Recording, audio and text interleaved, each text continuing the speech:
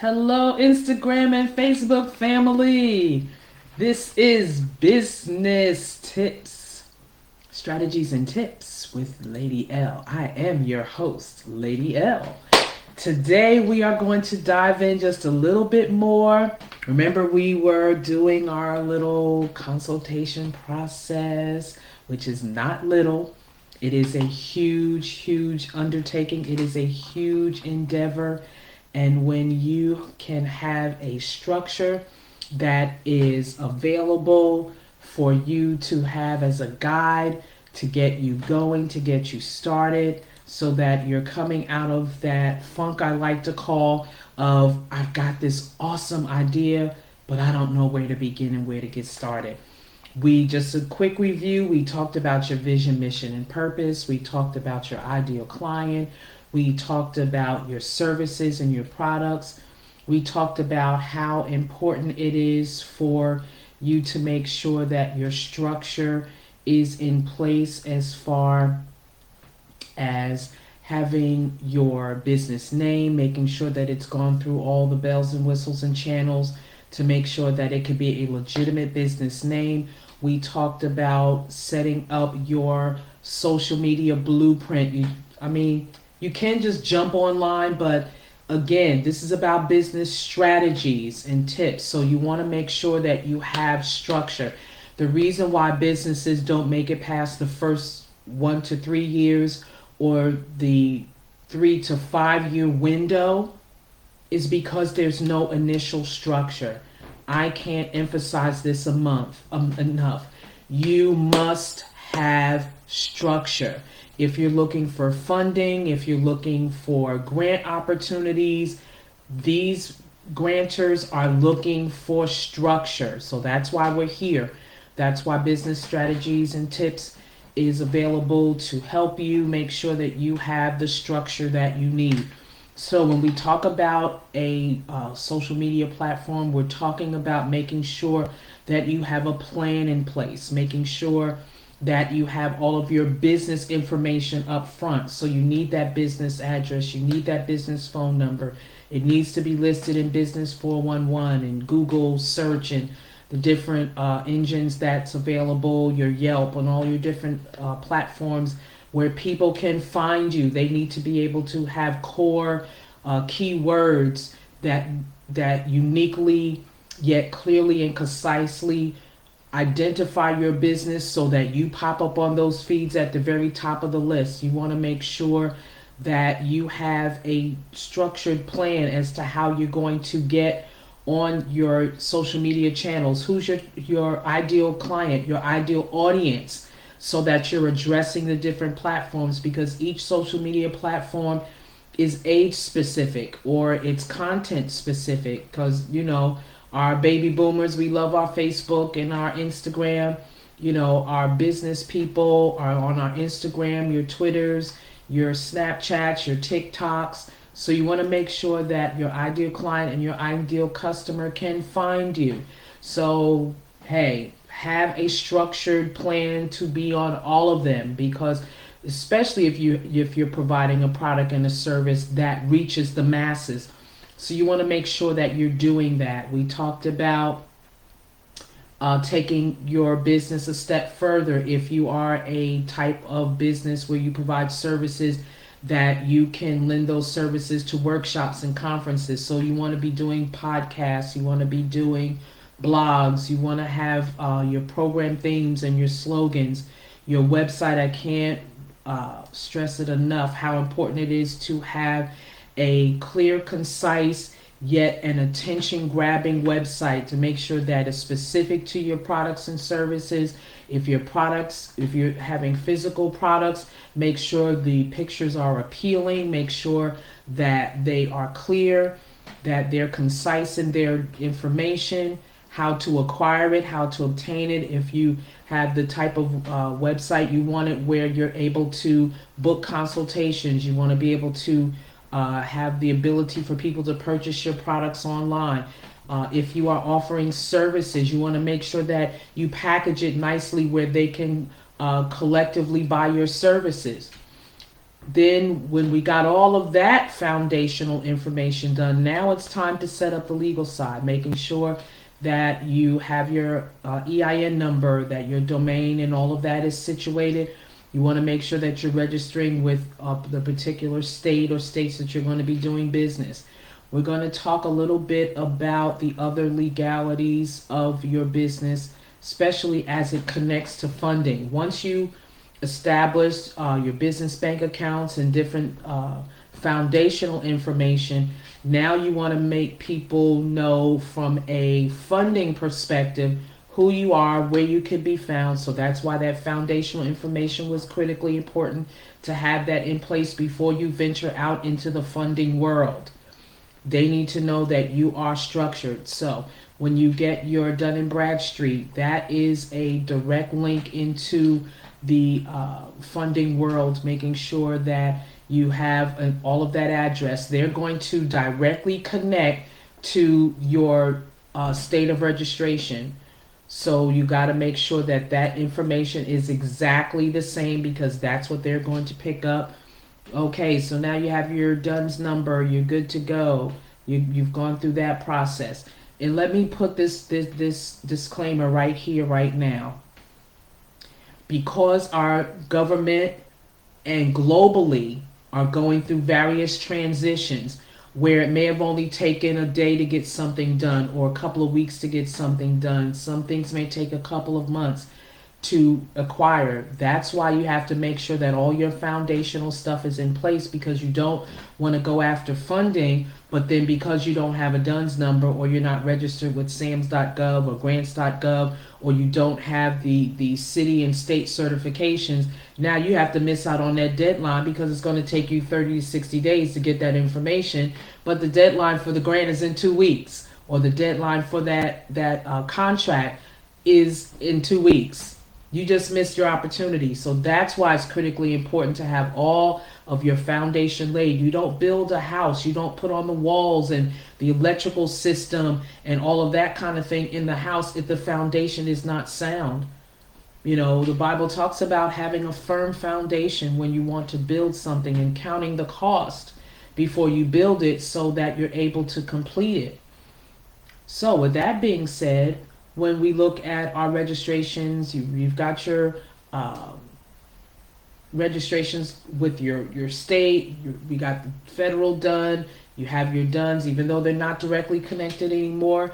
Now you're going to look at just registering for your SAMS.gov and grants.gov. Whether you want to use federal or governmental money, you still want these items in place, because that takes time to process. You never know what doors may open up. So you want to keep all opportunities. You want to keep all abilities to be able to lay hold of financial resources. So you want to have all of your ducks in a row. So that process, it goes by all of your business information. So now this is where you see how everything overlays. You get specific codes, you get specific industry codes, you get different types of security setting up. And I want to put this plug here as well. Systems are changing. So you're going to be doing a lot more of facial recognition. You're going to be doing a lot of putting out your tax ID information. That's why it's important that you're doing these things as a business and not your personal. But even in your personal banking, I want to inform you and start preparing your mindset. Things are to make that transition. Just make sure that the platforms that you're using are secure in the personal information that you have to give, because yes, with things like facial recognition and using your identification, whether it's your driver's license or your passports, this type of information is going to be required. You're going to hear terms like KYC, meaning know your customer, because you're not going to have the standard information that we're accustomed to using. So you have to make sure that when you're getting ready to go on these financial platforms, that it's the new way of securing your identity. So be open, but be careful. Do your research, do your homework. That's another thing I want to say. If you're going to be in business, You have to fall in love with being uncomfortable, meaning you're going to have to do research about your industry. You're going to have to know how your industry is evolving. Ask Blockbuster why that they're not a part of Netflix, because they thought that they would be the king of the world forever. Nothing stays the same. All things change. You have to be open to change. You have to be open to be flexible, to be adaptable, to be teachable, to be coachable, to be trainable, to be open to learn new, far more excellent ways of doing things. As technology evolves, it's not all bad, it's not all negative. You have the power in your hands to turn this type of growth and change to your advantage. You be the change. You be the positive force to something, because all things can be taken and used negatively. Electricity is one of the most greatest inventions we have, but if you don't know how it operates and functions, guess what? It can also kill you. But is it bad? No, it's only bad if you're ignorant. So my point here is, don't be ignorant of the changes that you're seeing that's about to take place. Don't be so hesitant and so resistant, but educate yourself, become knowledgeable, understand how the mechanics of everything works, so that your business can always evolve as the world evolves, as the world changes. Your business can change with it, because again, if you can solve a problem, if you can bring solutions to the table, you will always have wealth in this world system that we have to live in. We don't have to be of the world, but we do have to know how to function in it.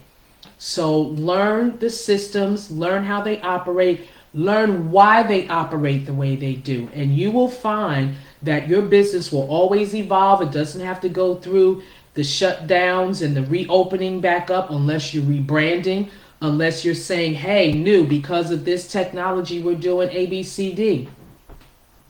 Look at your places to go where you're taking food real quick. What are you doing? It's rare that you're talking to a person. Now, if you're going through a drive-through, yes, but if you're going physically in, there have been postings of robots coming to serve you and giving you good customer service and bringing your meals to you. And when you go to place your order, you're not talking to a person placing that order, because they're servicing physical people. So if you're going to come in, which I have a problem with that in a way, because I like good customer service. If I'm going to get out my car, I want good customer service when I go in too. But what are you faced with? You're faced with a kiosk. But the good thing about the kiosk, you can customize your own food. So see, you have to take everything and say, don't be so pessimistic, because I'm sorry, but Americans can be so pessimistic. Let's keep it real. But if you are open to understanding how things are evolving and why they are evolving, you can get to customize your meal. Now, how it's still being brought to you, that will never go out of style. Good customer service, whether it's by a person or a robot, everybody wants to be treated with kindness, with fairness, with equity. Everybody wants to be waited on with common courtesy and respect. That will never go out of style, regardless of what and how this world evolves. I'm aging myself here, but when I was young and we watched the TV show The Jetsons, we could not wait until that age evolved. Well, it started with the microwave. We have it. It started with, the refrigerator, that now all you have to do is push the screens on the outside and you can see what's on the inside of the refrigerator. Did you ever thought you'd see that day come? That's what would happen to a refrigerator? That food would just pop out the way it does in a microwave? But it's here. The technology is evolving. Make sure that you have established your business where you can evolve with it. That is so important. Don't be antiquated with the things that need to evolve, but the things that need to remain, and that's treating people with respect, with dignity. You do work for them. Even though you're getting paid by the company that you're getting paid by, you do work for them. If you're that owner, then you need to understand how important it is that without clients and customers, whether they're online, whether they're on an app, if they don't get satisfied service, you're not the only person that does what you do. Now, you're the only person that can do it as uniquely as you do it, but trust and believe, if there's a similar service and they have their own unique style to it too, guess what? They're going to go to their establishment. They're going to conduct their business with that industry. They're going to go where they are going to get the service that they feel that they deserve because they are paying for it. So even if you are providing services where you're helping other people establish what they're doing, whatever, whether it's life insurance or whatever it is, you want to make sure that you are giving the best courteous service that a person deserves because they are your business. They know people, and they know people who know people. Your best business is referrals. I love referring good businesses. I love referring good places to dine or to go out and have a good time. I mean, even something simple as a workout. For those that are into getting fit and staying fit, I still talk about her, Leslie Sansone. I don't care where you are in your body component, anybody can walk. And if you are being challenged a little bit with that, you can move an arm. Unless you're totally paralyzed, everybody can move an arm. Maybe you can move a foot, a toe, or something. So when a person can provide the type of service that is caring, that is loving, that is, you see that genuine concern, you see the joy in what they're doing, in serving you, that makes you want to tell everybody about it. I'm always telling people about so many other different places that I've gone and had a good experience. And we'll get into some of that subjects about tipping because in my university, the Manual Exchange Group, we talk about how important it is to not only be a blessing to your server and be sensitive to your server, but also be sensitive to the person who prepared your food. When was the last time you tipped a chef? When was the last time you tipped the person that prepared your sandwich in that Subways or wherever it is that you eat?